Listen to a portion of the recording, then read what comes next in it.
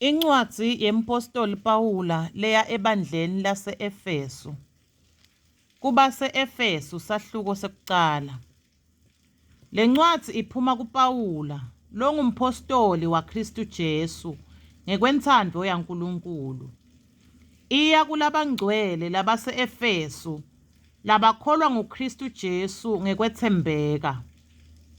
Akube kini umusa nekuthula lokuvela kuNkulunkulu longuBabe wethu nakuJesu Kristu iNkosi. Akabongwe uNkulunkulu longuyise weNkosi yethu Jesu Kristu, ngobe usibusise kuKristu ngato tonke tibusiso tamoya tasezulwini. Kwathi nemhlaba ungakasekelwa, uNkulunkulu wasikhetha ngaKristu kuze sibe ngcwele, singabi nasici emehlweni akhe. Njengoba asithandza, uNkulunkulu wavele wasikhetha ncanti ngekwenjongo yentsandvo yakhe. Wasenta emadvodzana akhe ngaJesu Kristu. Ngako-ke akudunyiswe umusa wakhe webukhosi lasipha wona ngendvodzana yakhe letsandzekako. Ngengati yaJesu sinekuhlengwa nekutsetselelwa kwetono ngekwengcebo yemusa wakhe. uNkulunkulu lasipha wona waze waphuphuma. Ngekuhlakanipha nekucondza kwakhe, uNkulunkulu wakubona kufanele ukuthi asatise imfihlakalo yentsandvo yakhe labeyimisile ngaKristu kwasekucaleni. Wakubona kufanele ukuthi lelisu alifeze ngesikhatsi lesingiso, ngekuthi indalo yonke yalokusemhlabeni nalokusezulwini ayihlanganisele ndzawonye ngaJesu Kristu loyinhloko yako konke. uNkulunkulu wasikhetha ncanti ngaye kuthi sibe lifa lakhe, yena lowenta konke ngekwentsandvo yakhe. Tsine lesethemba kuKristu kucala sakhethelwa ukuthi siphilele kudumisa bukhosi baNkulunkulu. Kwaba njalo-ke nakini futhi, nathi kube nive livi leliciniso, livangeli lokusindziswa kwenu, nakholwa nguye futhi, nani nabekwa luphawu lolungumoya longcwele labethenjisiwe. Yena usibambiso selifa leliyawuba letfu ngesikhatsi uNkulunkulu ahlenga loku kwakhe kube ludumo lwebukhosi bakhe. Ngako-ke sengivile ngekukholwa loku kini eNkosini Jesu nangelutsandvo lwenu kubo bonke labangcwele. Ngibonga angikhawuli ngani, nginikhumbula njalo nje emikhulekweni yami. uNkulunkulu weNkosi yethu Jesu Kristu, uyise lonebukhosi, aniphe umoya wekuhlakanipha nekwembulelwa ekumatini yena. Akakhanyise emehlo etinhlitiyo tenu kuze nati lokulithemba lanibitela kulo, nekuthi buhle kanganani bukhosi belifa lakhe kubo labangcwele. Nati nalokubukhulu lobumangalisako bemandla akhe kithi tsine lesikholwako. Lamandla lamakhulu wawasebentisa nakavusa Kristu kulabafile, amhlalisa ngesekudla sakhe ezulwini, ngetulu kwako konke kubusa, neligunya, nemandla, nebukhosi, nemagama onke laphatfwako, hhayi kuleli kuphela, kodvwa nakuleli tako. uNkulunkulu wabeka konke ngaphansi kwemandla akhe, wambeka kuthi abe yinhloko etikwako konke ebandleni. Libandla lingumtimba waKristu, lokuphelela kwakhe uphelelisa konke kuko. Kubase-Efesu sahluko sesibili. Univusile nani lebenifile ngenxa yetiphambuko netono tenu lebenikadze nihamba kute ngekwendlela yalomhlaba, ngekwembusi wemandla emkhatsi, umoya losasebenta kubantu labangalaleli uNkulunkulu. Empeleni sonke sasinjengabo, sasiphila ngetinkanuko tenyama yethu, senta intsandvo yenyama neyengcondvo yethu. Ngekwemvelo yethu sasifanelwe lulaka lwaNkulunkulu njengabo bonke bantu. Kodwa uNkulunkulu locebile ngesihawu sakhe nangebukhulu beluthando lwakhe lasithanda ngalo, noma sasesifile ngetiphambuko tethu, wasiphilisa kanye naKristu.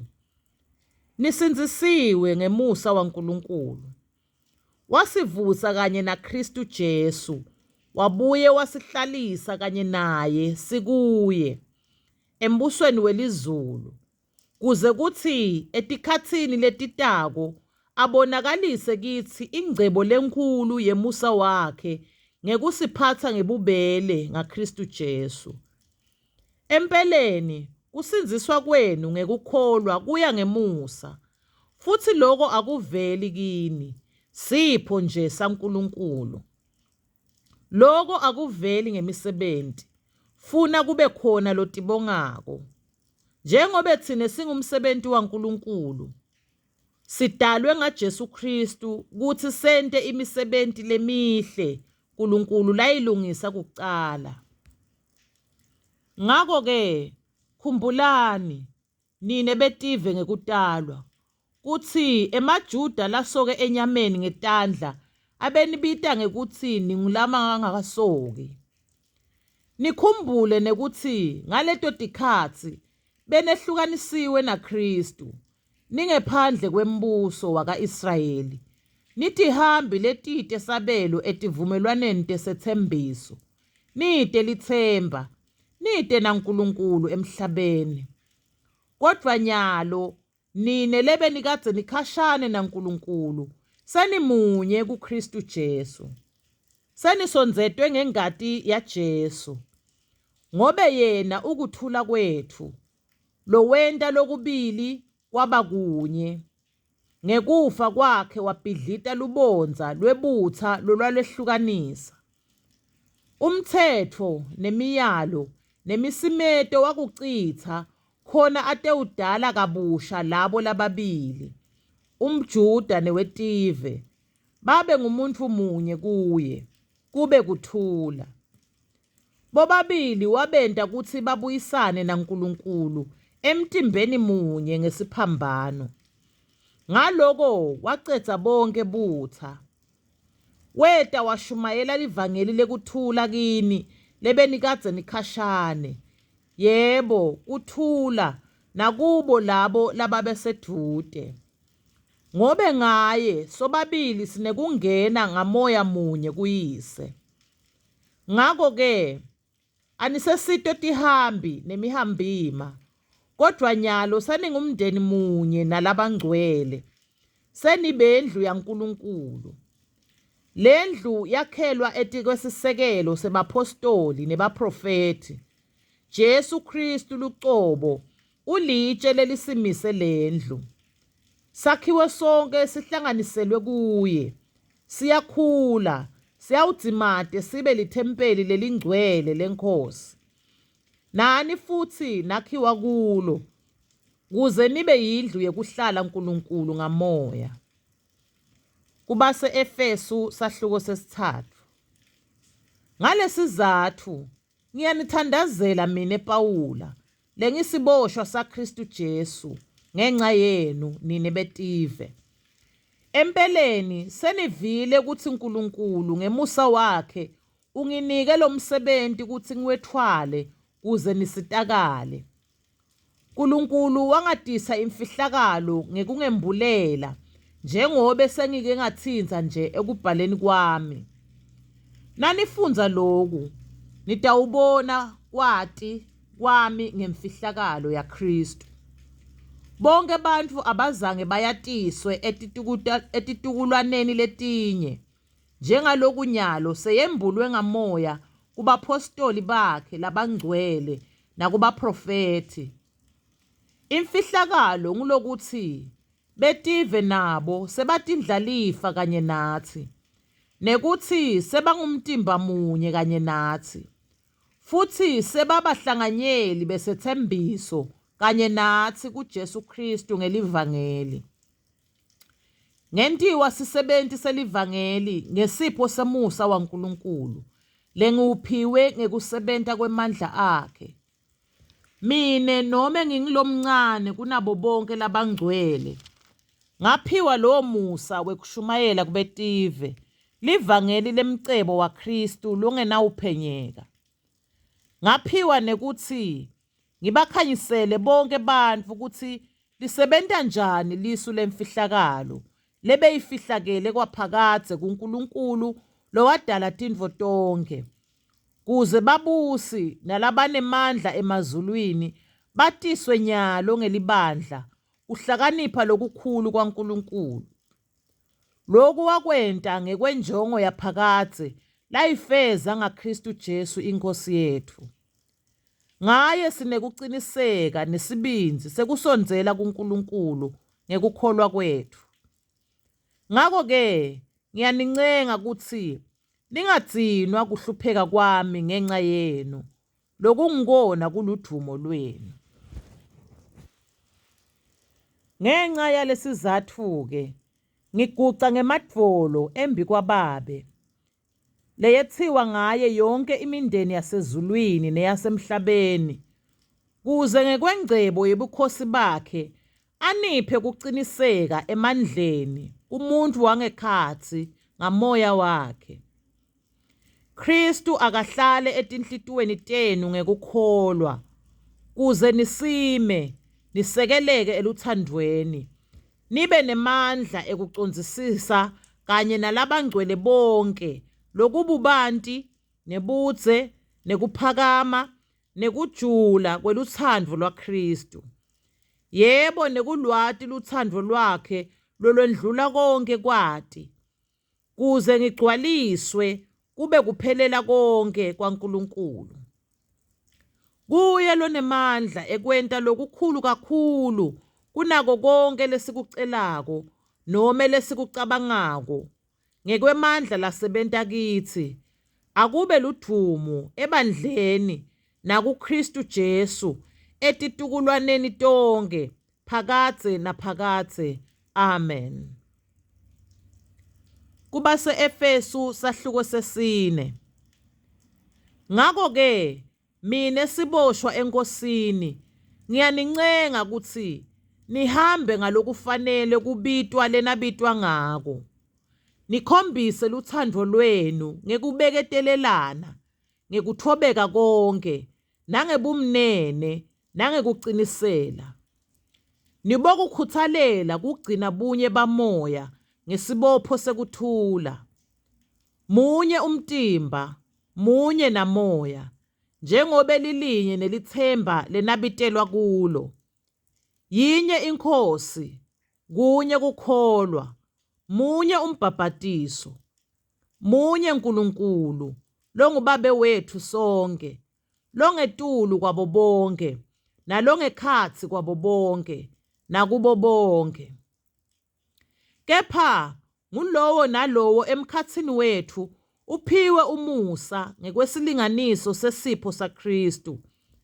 Ngaloko kuthiwa, wathi nakenyukela etulu, wathumba tithunjwa letinyenti, wapha bantfu tipho. Pho lokuthi wenyuka kusho kutsini nangabo akusho kona kutsi wake wehla waya phansi emathunjini emhlaba?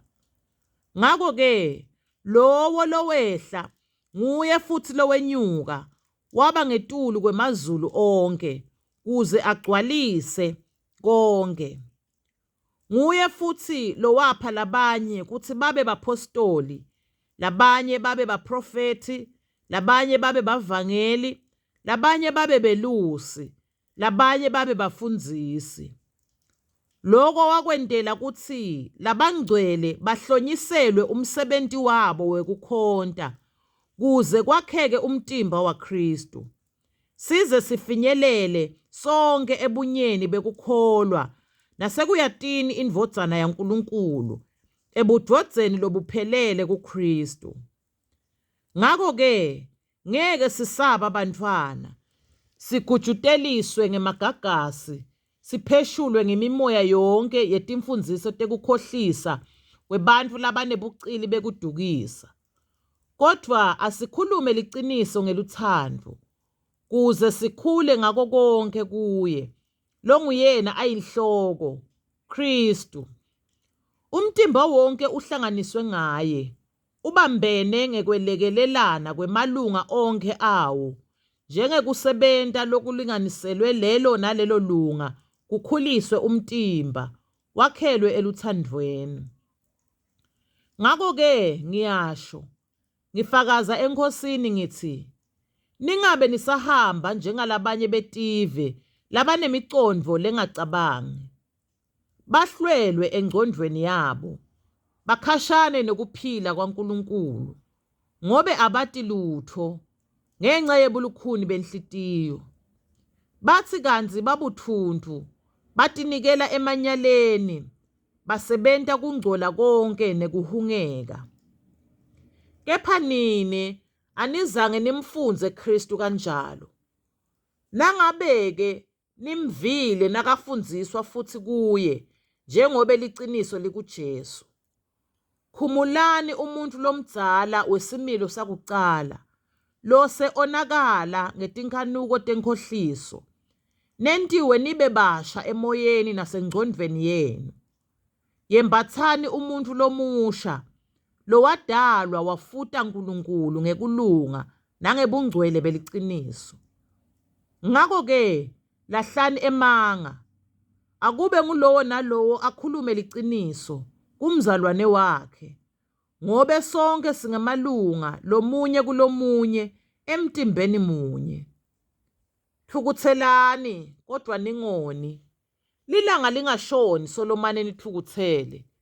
Ningamniki Sathane lithuba, lisela alingabe liseba, kepha kunaloko alikhutsale, lisebente lokuhle ngetandla talo, khona litewuba nako lelingahle likwabele labadzingako.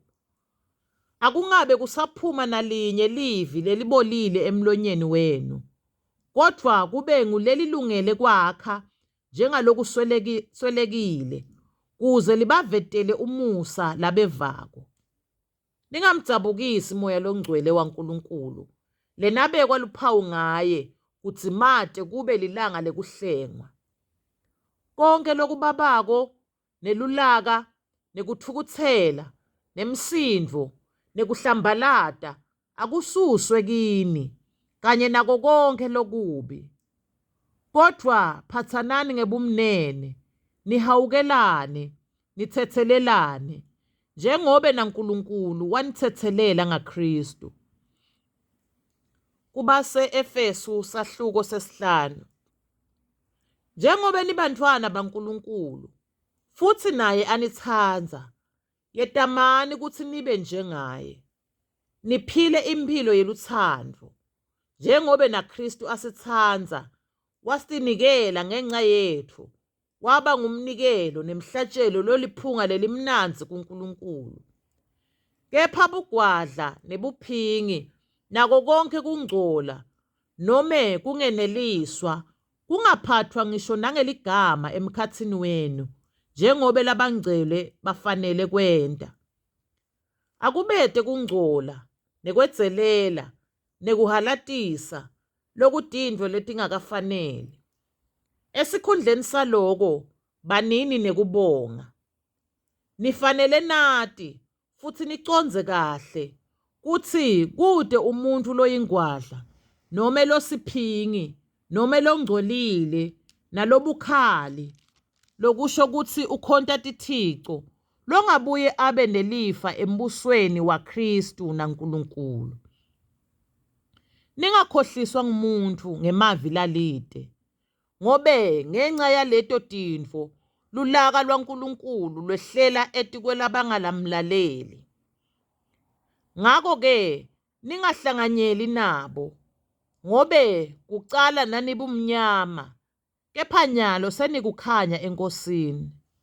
Hambani njengebantfwana bekukhanya, ngobe lapho kunekukhanya khona, ngulapho kuvela khona konke lokuhle, nalokulungile, nalokuliciniso. Yetamani kufundza lokuthokozisa iNkosi. Ningahlanganyeli emisebentini yebumnyama lete titselo, kunaloko niboyeneka ebaleni. Kulihlazo lelikhulu ngisho nekukhuluma ngaleto tintfo labatenta emasitseleni. Kepha lokwenekwe ebaleni kuvela kukukhanya, ngobe konke lokuvetwa kukhanya kuyabonakala. Ngako-ke kuthiwa, phaphama wena lolele, uvuke kulabafile, na Kristu utakukhanyisa. Ngako-ke caphelani kutsi nitiphatsa njani. Ningatiphatsisi kwebantfu labangakahlakaniphi, kepha njengalabahlakaniphile. Nibambisise emathuba, ngobe emalanga mabi. Ngako-ke ningabi tilima, kodwa yatini loko lokuyintsandvo yeNkosi. Ningadzakwa, ngobe kuvela kuko inkhanuko, kodwa gcwaliswani ngamoya. Niphendvulane ngemahubo, nangemaculo, nangetingoma takamoya. Nihlabele nidumise iNkosi ngenhlitiyo yenu yonke. Nimbonge njalo uNkulunkulu uYise ngako konke egameni leNkosi yethu Jesu Kristu. Nithobelane ngenxa yekwesaba Kristu. Bafati, thobelani emadvodza enu kungatsi kuseNkosini, ngobe indvodza iyinhloko yemfati, njengobe na Kristu ayinhloko yelibandla. Yena ungumsindisi welibandla lelingumtimba wakhe. Ngako-ke, njengobe libandla lithobela Kristu, kanjalo nebafati abathobele emadvodza abo kuko konke. Madvodza, tsandzani bafati benu, njengobe na Kristu alitsandza libandla, wanikela ngekuphila kwakhe ngenxa yalo, kuze atelingcwelisa alihlambulule ngesigezo semanti, ngelivi, khona atetimisela libandla lelinebukhosi, lingabi nabala, nome sici, nome yini lokunjalo, kodwa libe ngcwele, lingabi nacala. Emadvodza kufanele atsandze bafati bawo, njengobe atsandza imitimba yawo. Indvodza letsandza umfati wayo ititsandza yona. Phela kute umuntu lowake watonza umtimba wakhe, kepha uyawondla, awunakekele, njengobe na Kristu enta ebandleni, ngobe singemalunga emtimba wakhe. Umbhalo uthi, ngenxa yaloko, indvodza iyawushiya uyise nenina inamathele kumkayo. Labo bobabili bayawuba nyamanye. Le mfihlakalo yinkulu. Mine ngiyitsatsa ngekuthi isho Kristu nelibandla. Noko-ke akube ngulowo nalowo atsandze umkakhe, njengobe atitsandza yena, nemfati ahloniphe indvodza yakhe. Kubase-Efesu sahluko 6. Bantfwana, hloniphani batali benu eNkosini, ngobe loko kulungile. Hlonipha uyihlo nenyoko. Lowo ngumyalo lobalulekile nalonesethembiso lesithi, kuze kube kuhle kuwe, ube nemphilo lenze emhlabeni. Boyise, ningabaphatsi kabi bantfwabenu, badzimate babe nenzondo, kodwa bakhuliseni ngekubayala nangekubacondzisa ngemphilo yebuKristu. Tisebenti, labangemakhosi enu ngekwelive, bahlonipheni ngekwesaba nangekuthuthumela. Loko nikwente ngebucotfo benhlitiyo yenu, kungatsi nentela Kristu.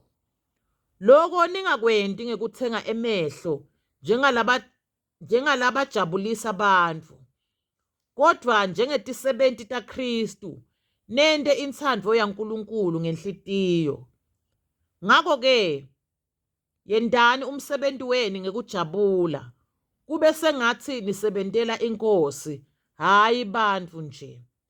Nati kutsi konke lokuhle lakwentako umuntfu uyakwemukela lokunjalo eNkosini, nome usigcili nome ukhululekile.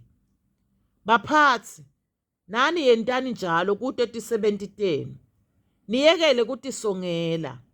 Nati kutsi inkosi yenu neyato isezulwini, nekutsi yona ayikhethi muntu. Kwekugcina, gcinani enkosini nasemandleni ayo lamakhulu. Hlomani tonke tikhali taNkulunkulu, khona nitewuba nemandla ekumelana nebucili baSathane. Ngobe asilwi nebantfu, kodwa silwa netikhulu temimoya, nemandla, nebabusi bendalo yalobumnyama, nemabutho abomoya lababi labasemkhatsini. Ngako-ke, hlomani tikhali tonke taNkulunkulu, khona nitewuba nemandla ekulwa ngelilanga lelibi. Nithi nome senicedzile kulwa, nigcine nincobile. Ngako-ke, manini tinkhalo tenu tiboshwe ngeliciniso. Nifake sivikelo sesifuba lesikulunga. Tinyawo tenu tigcokiswe kulungela kushumayela livangeli lekuthula. Kunako konke, nitsatse lihawu lelikukholwa, lenitawuba nemandla ekucima ngalo tonke tikhali letivutsako talomubi. Nitsatse impantitshe leyinsindziso, nenkemba yamoya lelivi laNkulunkulu. Khulekani ngaso sonke sikhatsi nikumoya ngekukhuleka konke nekuncenga. Nilindzele ngesineke sonke nangekunxusela labangcwele bonke. Ningithandazele nami, khona ngitewuphiwa livi. Ngithi nangivula umlomo wami, ngishumayele ngaso sonke sibinzi imfihlakalo yelivangeli. Ngikhulekeleni-ke, kuthi mine lengilinxusa lelisetinketangeni ngenxa yelivangeli, ngilikhulume ngesibinzi njengobe kungifanele. Thikhikhusi, umzalwane wethu lothandzekako, nalosisebenti lesetsembekile emsebentini wenkosi, utanatisa konke ngami, khona nitekwati kutsi ngichubeka kanjani. Ngiko nje ngimthumele kini atenitshela kutsi sichubeka njani, khona atenikhutsata etinhlitiyweni. Kuthula akube kubazalwane, nelutsandvo, kanye nekukholwa lekuvela kuNkulunkulu longuBabe naseNkosini yethu Jesu Kristu. Umusa awube nabo bonke labatsandza iNkosi yethu Jesu Kristu ngelutsandvo lolungapheli. Amen.